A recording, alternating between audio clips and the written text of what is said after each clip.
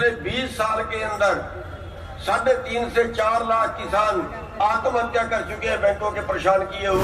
तो भाई बैरिकेटिंग आपको तोड़ने पड़ेंगे, बैरियर। उतना कर्जा उतना उससे 2 गुना कर्जा तो बैंकों का आज एनपीए है जो पूंजीपतियों का है। तो वही लड़ाई तो लड़नी पड़ेगी, एक पीढ़ी को लड़ाई लड़नी पड़ेगी। सर मुकरले में आए थे टिकट मांगने, वे क्या लगे हमारा इलाज होगा, मगर ना वही इलाज कैसे होगा, कल अखबार में घोटला होगा। तो भाई बैरिकेटिंग आपको तोड़ने पड़ेंगे, बैरियर।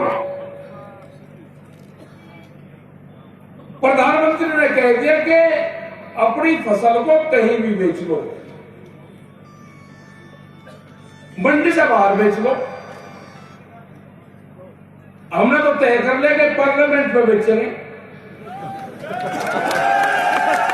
भाई हमने ये तो नहीं बताया कि पार्लियामेंट में नहीं बेचना, हमने कहा कि पार्लियामेंट में बेचेंगे और पार्लियामेंट के अंदर ही व्यापारी बैठे, उन्हें फसलों का रेट तय करा हमारा, सही है। और मंडी से बाहर बेचेंगे, वहां ना मंडी है, वो नुक्कड़ पर दुकान करता है, वो 50 परिवार को उधार सामान देता है, वो खत्म होंगे। ये सब निमट जाएगा केस। तो वही लड़ाई तो लड़नी पड़ेगी, एक पीढ़ी को लड़ाई लड़नी पड़ेगी।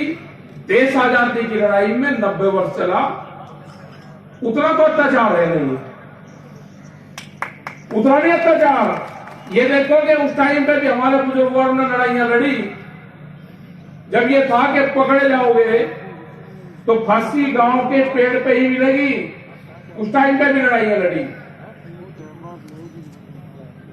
आज तो संघर्ष करते हो, इस पे सोशल मीडिया है, हर आदमी के हाथ में दे रखा है कि कोई अत्याचार कर रहा तो तुरंत दिखा दे। और आज भी अगर पंखे के कूलर की हवा में सोओगे, क्योंकि आदत तो खराब होगी, पंखे लग के गिरफ्तार करेंगे। सर मुकरले में आए थे टिकट मांगने, वे क्या लगे हमारा इलाज होगा, मगर ना वही इलाज कैसे होगा, कल अखबार में घोटला होगा। तो भाई बैरिकेटिंग आपको तोड़ने पड़ेंगे, बैरियर। प्रधानमंत्री ने कह दिया कि अपनी फसल को कहीं भी बेच लो, मंडी से बाहर बेच लो। हमने तो तय कर लिया कि पार्लियामेंट में बेचेंगे। भाई हमने ये तो नहीं बताया कि पार्लियामेंट में नहीं बेचना, हमने कहा कि पार्लियामेंट में बेचेंगे और पार्लियामेंट के अंदर ही व्यापारी बैठे, उन्हें फसलों का रेट तय करा हमारा, सही है। और मंडी से बाहर बेचेंगे, वहां ना मंडी है, वो नुक्कड़ पर दुकान करता है, वो 50 परिवार को उधार सामान देता है, वो खत्म होंगे। ये सब निमट जाएगा केस। तो वही लड़ाई तो लड़नी पड़ेगी, एक पीढ़ी को लड़ाई लड़नी पड़ेगी। देश आजादी की लड़ाई में 90 वर्ष चला, उतना तो अत्याचार है नहीं,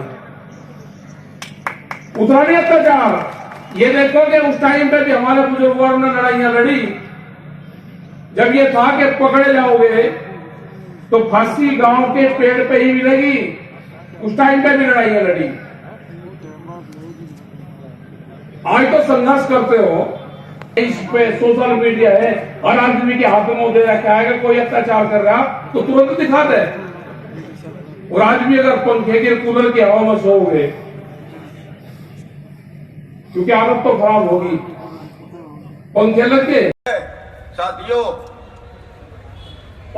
जिस कर्जे में पिछले 20 साल के अंदर 3.5 से 4 लाख किसान आत्महत्या कर चुके हैं, बैंकों के परेशान किए हुए, उतना कर्जा उतना उससे 2 गुना कर्जा तो बैंकों का आज एनपीए है जो पूंजीपतियों का है। और इतने बड़े कर्जे के अंदर जो बैंकों का मार लिया पूंजीपतियों ने, उसमें एक भी पूंजीपति ने आत्महत्या नहीं की और एक भी पूंजीपति जेल में नहीं गया। साथियों, कौन सा देश बन गया ये? आज जो नए कानून बनाए हैं पूरे देश का खेती कारोबार, ये एग्रीकल्चर कानून नहीं है, ये एग्रो बिजनेस कानून है। पूरे देश की खेती का व्यापार चंद लोगों के हाथों में जाएगा। और आज जहां बता रहा हूं कि पिछले 20 साल में 3.5 से 4 लाख किसानों ने आत्महत्या की है, वो और गर्त में चले जाएंगे और मरने वालों की संख्या और भूखमरी से मरने वालों की संख्या और बढ़ेगी। आज हमारा देश भूखमरी में 102वें स्थान पे है दुनिया में। साथियों, आज हमारे देश में 45% बच्चे कुपोषण का शिकार हैं। उस आजाद देश के अंदर जिसको आप लोगों ने आजाद कराया था, उस देश के अंदर भूखमरी का कुपोषण का ये हाल है। और उसी देश के अंदर जो अमीर है उसको यही नहीं पता उसके पास कितनी माया है, और नए कानून वो बना दिए गए जिससे और वो अमीर हो जाए। साथियों, ये कानून केवल खेती के लिए नहीं है, केवल इनसे किसानों का नुकसान नहीं होगा, उत्पादक का भी नुकसान होगा और उपभोक्ता का भी नुकसान होगा।